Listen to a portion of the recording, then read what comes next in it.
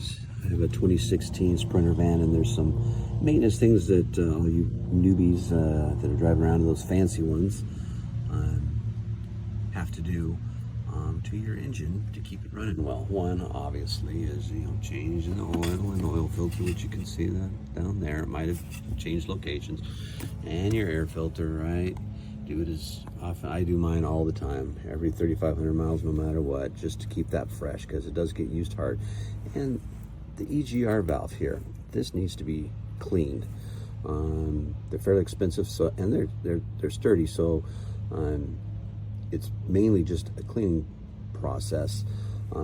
It's tied into your cooling system here, so you can't just like pull it out and clean it. It has to be kind of cleaned a little in place. It's not too hard to pull. You just got some Torx bolts here, and then you got to kind of wiggle it back and forth. I use a little wedge, which I call Grandpa's tool, to kind of lift it out, and it comes out very slowly. And if you haven't done it in a while, it will come loose, but you have to work at it a little bit. Don't need too much to clean it. Toothbrush doesn't have to be clean like this one. Can be a garage toothbrush. A Torx right here, and then this is what I call Grandpa's tool right here.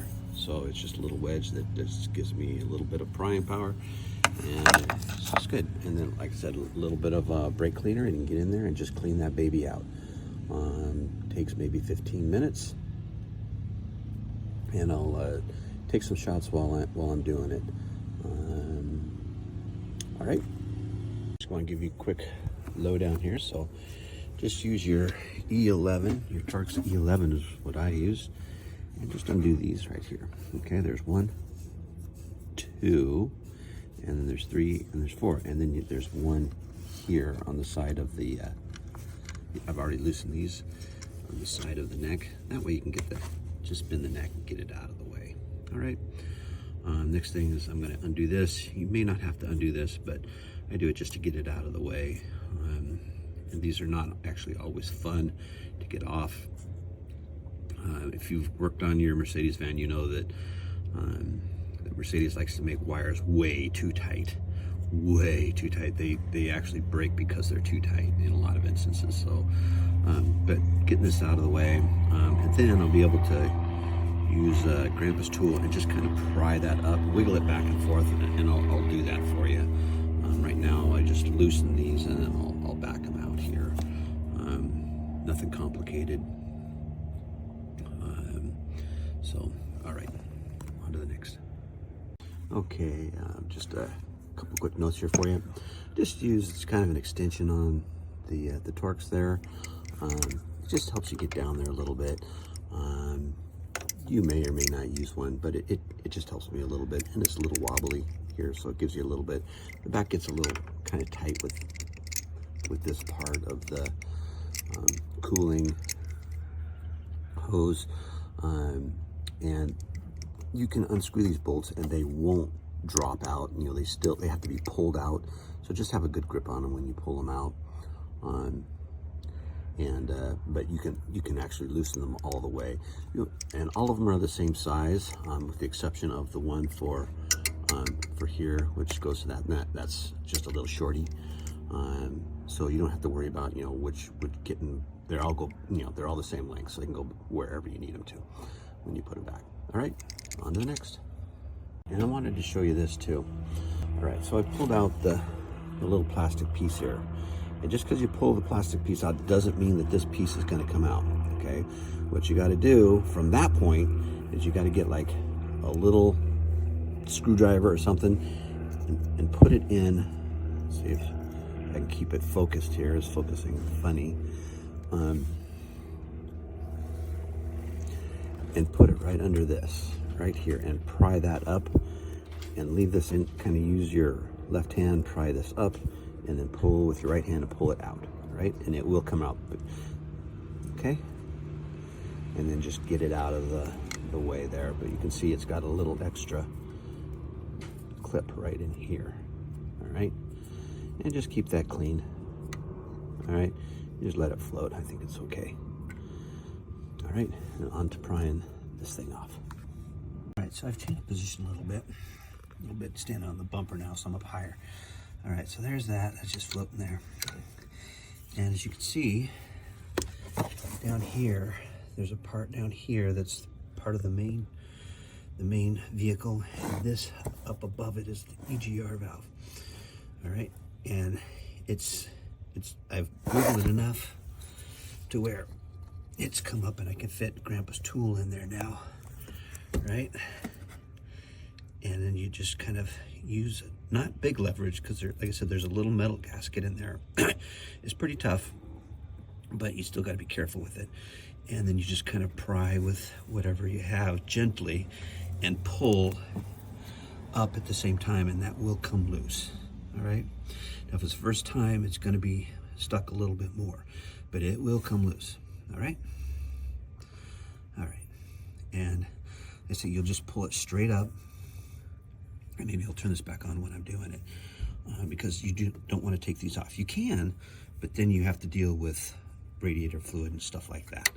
But if you just pull it out, it's just a valve for airflow for the exhaust gases, right? All right, on to the next. All right, so I wanted to show.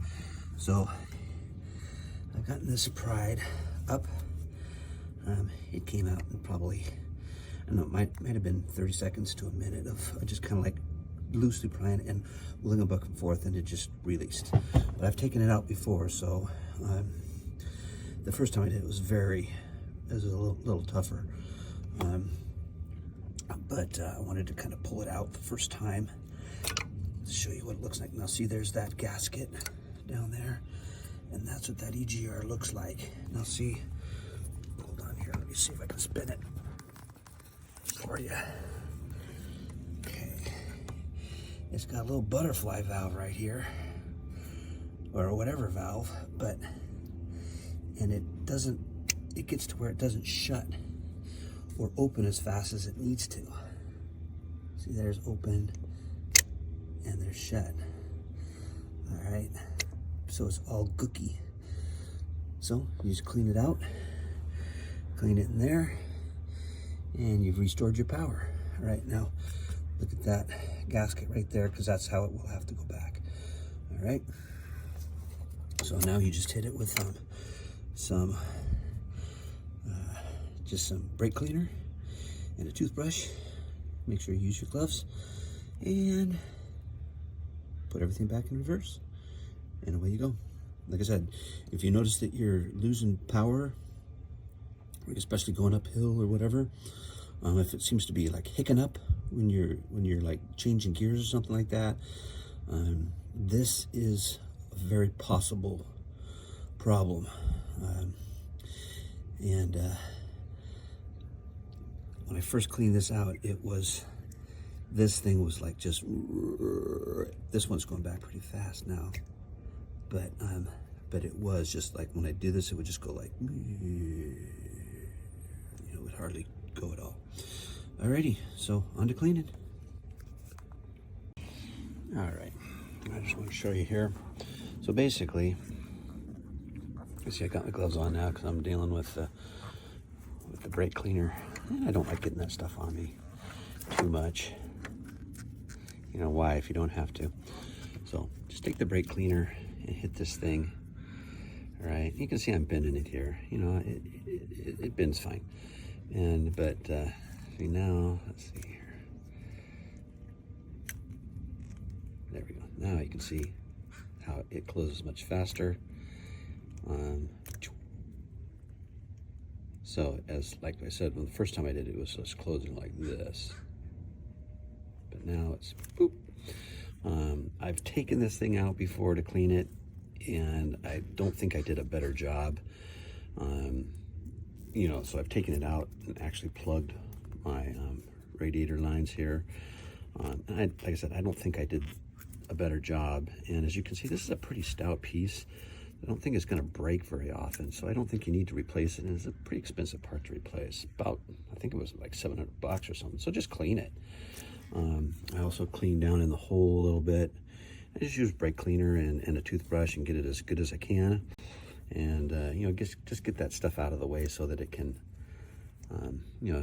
just close. Just, you know, blue towels and just some brake cleaner, and you know, make sure you use some gloves and glasses just so you don't get any in your eye or anything.